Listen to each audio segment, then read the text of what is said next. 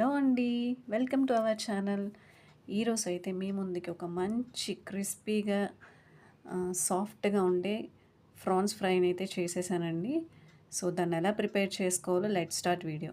First అయితే ఒక అరంగుళం అల్లం ముక్క, కొన్ని వెల్లుల్లి రెమ్మలు, చిన్న ముక్క కొబ్బరి అయితే వేసేసుకొని మిక్సీ పట్టేసుకుందాం. ఇప్పుడు వెంటనే స్టవ్ ఆన్ చేసేసుకుందాం. ఫస్ట్ స్టవ్ ఆన్ చేసేసి ప్యాన్ పెట్టేసి ఒక 150 గ్రామ్స్ ఆయిల్ వేసుకుందాం. మీరు ఎన్ని ఫ్రాన్స్ అయితే తీసుకుంటారో దానికి తగ్గట్టు ఆయిల్ తీసుకోండి. నేనైతే ఒక ఆనియన్, ఒక 3 పచ్చిమిర్చి వేసేసుకొని బాగా డీప్ ఫ్రై అంటే మరీ కాదు, దోరగా బాగా డ్రై అయిపోయేలాగా ఆనియన్స్ అయితే వేయించుకుందాం. దీంట్లో ఒక 1/2 టేబుల్ స్పూన్ పసుపు వేసుకుందాం.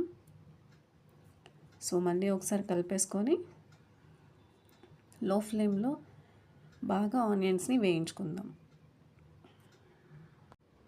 సో ఇప్పుడు ఆనియన్స్ అయితే బాగా వేగిపోతున్నాయి కదా. నేను ఆల్రెడీ ఫ్రాన్స్ని నీట్గా క్లీన్ చేసుకొని ఆయిల్లోని కొంచెం ఉప్పు పసుపు వేసేసి వాటిని ఆయిన్ చేసి ఫ్రిడ్జ్లో పెట్టుకున్నానండి. సో ఇవాళ తీసి నేను వాటిని ఇట్లా ఆనియన్స్ వేగిపోయిన తర్వాత ఈ ఫ్రాన్స్ని కూడా వేసేసుకొని పొయ్యి స్టవ్ని హై ఫ్లేమ్లో పెట్టి వీటిని బాగా వేయించేసుకుందామండి.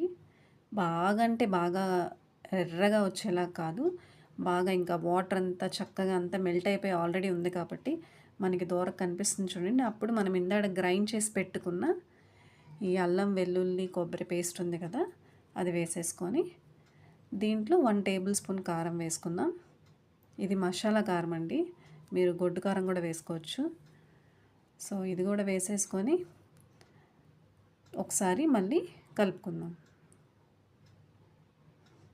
చాలా టేస్టీగా ఉంటుంది. దీన్ని పప్పులోకి కానీ, పప్పుచారులోకి కానీ, డైరెక్ట్గా రైస్లోకి కానీ మీ ఇష్టం, ఎట్లా అయినా సరే చాలా టేస్టీగా ఉంటుంది. పిల్లలైతే ఎంతో ఇష్టంగా తింటారు, అందరూ బాగా ఇష్టపడతారు దీన్ని.